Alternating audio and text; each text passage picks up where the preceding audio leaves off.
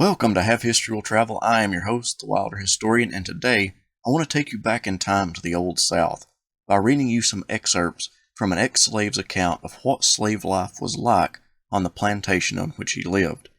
This is the story of Charlie Pye, who was born in Columbus, Georgia, to two slaves, Tom and Emmeline.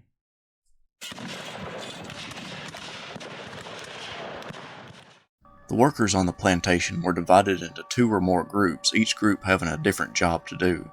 For instance, there were the plow hands, the hoe hands, and the log cutters, etc. My mother was a plow hand, and besides this, she often had to cut logs.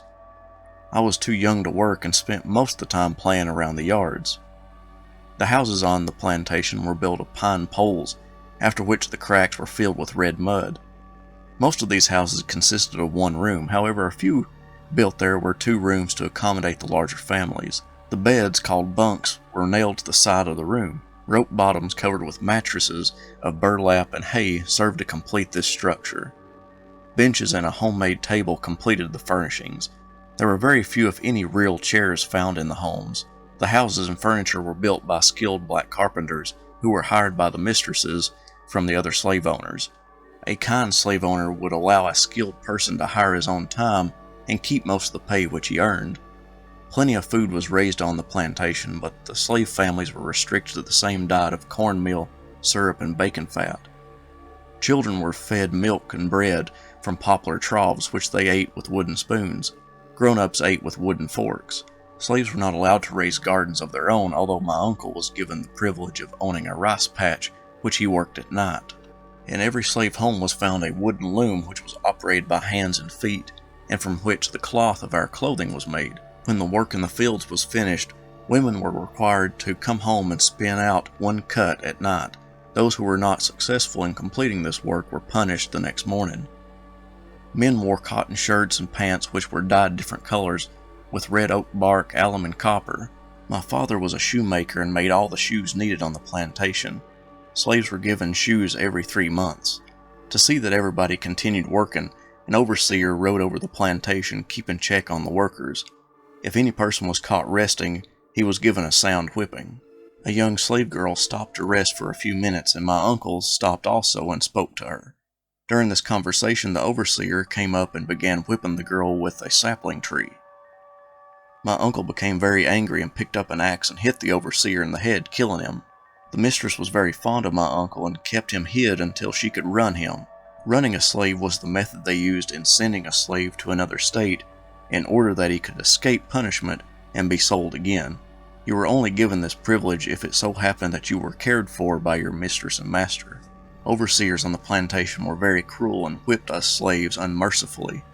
My mother resented being whipped and would often run away to the woods, and often remain as long as 12 months at a time. When the strain of staying away from her family became too great, she would return home. No sooner would she arrive than the old overseer would tie her to a peach tree and whip her again. The whipping was done by a slave driver, who followed the overseer around with a bullwhip, especially for this purpose. The largest man on the plantation was chosen to be the slave driver. Every slave had to attend church, although there was no separate churches provided for them.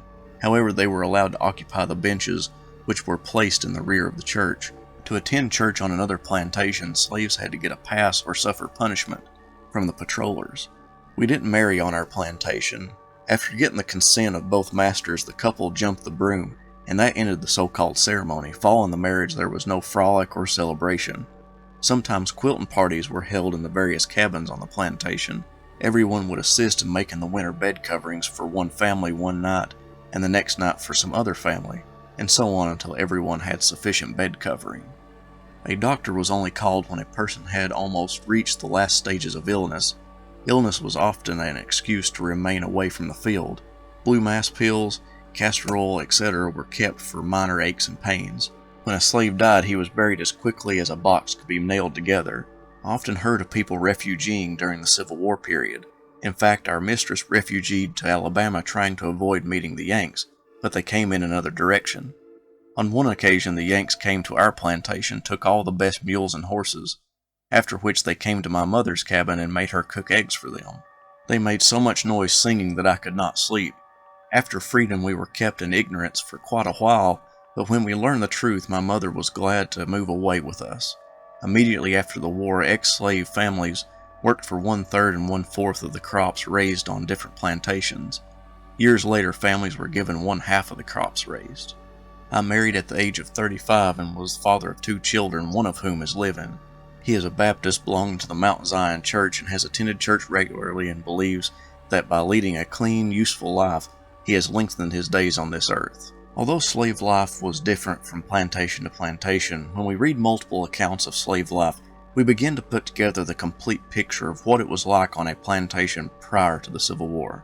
I hope you enjoyed this reading and learned some things from it, and I'll see you next time for another episode of Half History Will Travel.